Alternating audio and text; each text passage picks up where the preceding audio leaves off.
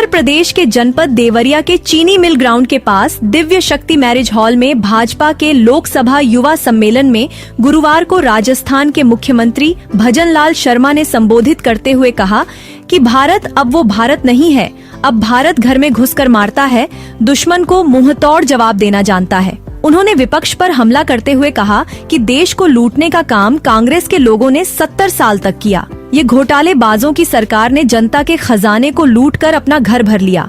अब ये परेशान है कि भारतीय जनता पार्टी की सरकार में एक एक करके उनका पोल खुल रहा है। इस कांग्रेस की सरकार ने कुटीर उद्योगों को बंद करने का काम किया, सिर्फ घोटाले किए। जनता का खजाना खुले दिल से लूटा जातिवाद और तुष्टीकरण की राजनीति करते हैं ये ठग बंधन के लोग। आज नरेंद्र मोदी के नेतृत्व में भारत की सीमाएं सुरक्षित हुई हैं, चाहे नक्सलवाद हो, आतंकवाद हो या हिंसा की घटनाएं हो। सारी घटनाओं पर भाजपा सरकार ने नकेल कसने का काम किया है। प्रदेश के मुख्यमंत्री योगी आदित्यनाथ की तारीफ करते हुए श्री शर्मा ने कहा कि उत्तर प्रदेश के मुख्यमंत्री राज्य में भय मुक्त वातावरण में लोगों को सरकार की सभी जन कल्याणकारी योजनाओं का लाभ घर घर तक पहुंचाने का काम कर रहे हैं। कार्यक्रम को संबोधित करते हुए कृषि मंत्री सूर्य प्रताप शाही ने कहा कि मोदी जी के नेतृत्व में देश प्रदेश में चौतरफा विकास हुआ है। भाजपा ने हर धर्म वर्ग के कल्याण के लिए सार्थक काम किए हैं। विपक्ष के पास कोई मुद्दा नहीं है और भाजपा देवरिया जीतने के साथ देश में भारी बहुमत से सरकार बनाने जा रही है। कार्यक्रम को देवरिया सदर के विधायक डॉक्टर शलभ मणि त्रिपाठी, किसान मोर्चा के प्रदेश अध्यक्ष कामेश्वर सिंह, जिला अध्यक्ष भूपेंद्र सिंह, विधायक सुरेंद्र चौरसिया, अलका सिंह ने भी संबोधित किया।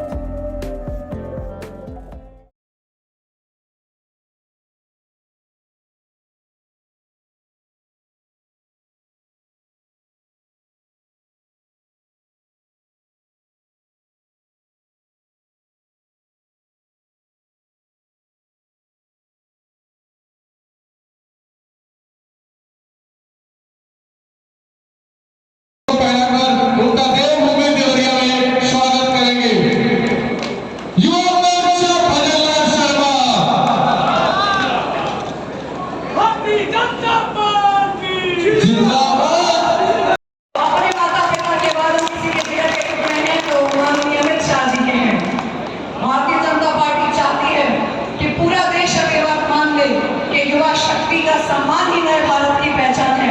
मैं आप सबके बीच में आई हूं नए भारत का विजन लेकर। पिछले 10 सालों में कहना चाहता हूं, दोनों युवा सिर्फ अपने परिवार की चिंता कर रहे हैं। वो माई बहना और बहनोई वहां तक सीमित है, एक परिवार तक सीमित है।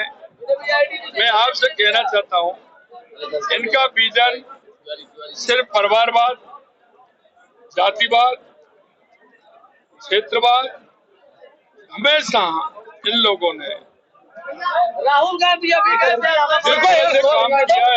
जिस तरह से काम किया है, इनका हस्त्र होने वाला है। कांग्रेस वाले कह रहे हैं संविधान खत्म हो जाएगा, क्या कहेंगे? देखिए, ये तो कुछ भी कह सकते हैं, इनकी जीप पर कोई ताला थोड़ी है। ये क्या कह सकते हैं? राहुल गांधी को ज्यादा, अरे सुनिए आप, अरे सुनने तो राहुल गांधी को, अरे सुनने तो लेने की जरूरत नहीं है। राहुल गांधी को ज्यादा सीरियस लेने की जरूरत नहीं है, क्योंकि कांग्रेस के लोग ही उनको सीरियस नहीं लेते हैं। वो ये कहते हैं पता नहीं कब क्या कहते हैं। ठीक है, थैंक यू। समय 1 जून को एक और क्रांति का हिस्सा बनने के लिए पिछले 10 साल से आदरणीय नरेंद्र भाई मोदी जी के नेतृत्व में हमारे देश ने बहुत कीर्तिमान स्थापित किए। कई कीर्तिमानों के बारे में भक्ति जी ने आपको बताया, लेकिन युवाओं के मामले में हर समय हमारे प्रधानमंत्री भारतीय जनता पार्टी युवाओं के प्रोत्साहन के लिए हर कदम उठा रही है। चाहे वो छोटी से छोटी चीज हो, एग्जामिनेशन के पहले, इम्तिहान के पहले आदरणीय मोदी जी का लोगों से साक्षात्कार करना, चाहे वो मुद्रा स्कीम हो ताकि उद्यमी बने हम, चाहे अन्य चीजें हो। लेकिन दोस्तों, ये चुनाव सिर्फ पिछले 10 साल के लौकिक काम से निर्धारित नहीं है। इस चुनाव में अगले 25 साल की रूपरेखा बनी हुई। अगले 25 साल के अलौकिक एक दृश्य दिया आदरणीय प्रधानमंत्री जी ने अमृतकाल के लिए, और दोस्तों उसके लिए एक और क्रांति की उपज होनी पड़ेगी। और मुझे पूरा विश्वास है उस क्रांति में पूर्वांचल बढ़ चढ़ के भाग लेगा, देवरिया बढ़ चढ़ के भाग लेगा। उस क्रांति में भी हम लोग को सबके प्रयास से सबका विकास, कैसे अपने गणतांत्रिक ऊर्जा को उठाएं और अपने देश के हित के लिए ले जाएं, और इस क्रांति की शुरुआत 1 जून को संभव है। दोस्तों हमारे प्रधानमंत्री बोलते हैं यही समय है, सही समय है, लेकिन उसके साथ एक और बात कहूंगा, अगले 25 साल में हमारी युवा शक्ति तैनात है। हमारी युवा शक्ति अपने देश को आगे ले जाने की खड़ी हुई है, और वह चीन की हालत नहीं है। चीन में आज की तारीख में बुढ़ापा छा रहा है। तो अगले 25 साल में यदि अमृतकाल की चर्चा हो रही पूरे देश में, और अमृतकाल विकसित भारत की चर्चा देवरिया में मैं कर रहा हूँ सुखदास जी के साथ, शरद जी के साथ, सुरेश जी के साथ, अन्य मंचासीन लोगों के साथ, तो उसका मतलब यह है उसमें युवा शक्ति बढ़ चढ़ के।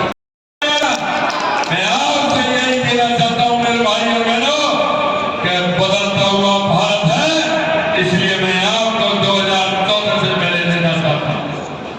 मैं आपसे कहना चाहता हूँ 2014 से पहले देश के अंदर जो भ्रष्टाचार होता था, आज दिन आप अखबारों में पढ़ते थे, टेलीविजन पर देखते थे, एक भ्रष्टाचार होता था, दूसरा भ्रष्टाचार उससे बड़ा होता था, तीसरा उससे भी बड़ा होता था, और चौथा भ्रष्टाचार तो ऐसा होता था कि जब भ्रष्टाचार की संख्या आती थी तो उसकी जीरो नहीं गिनी जाती थी, जीरो नहीं गिनी जाती थी।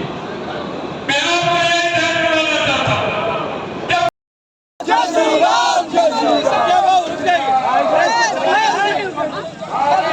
युवा मोर्चा जिंदाबाद, जिंदाबाद, जिंदाबाद, भारतीय जनता पार्टी जिंदाबाद, जिंदाबाद, युवा मोर्चा जिंदाबाद।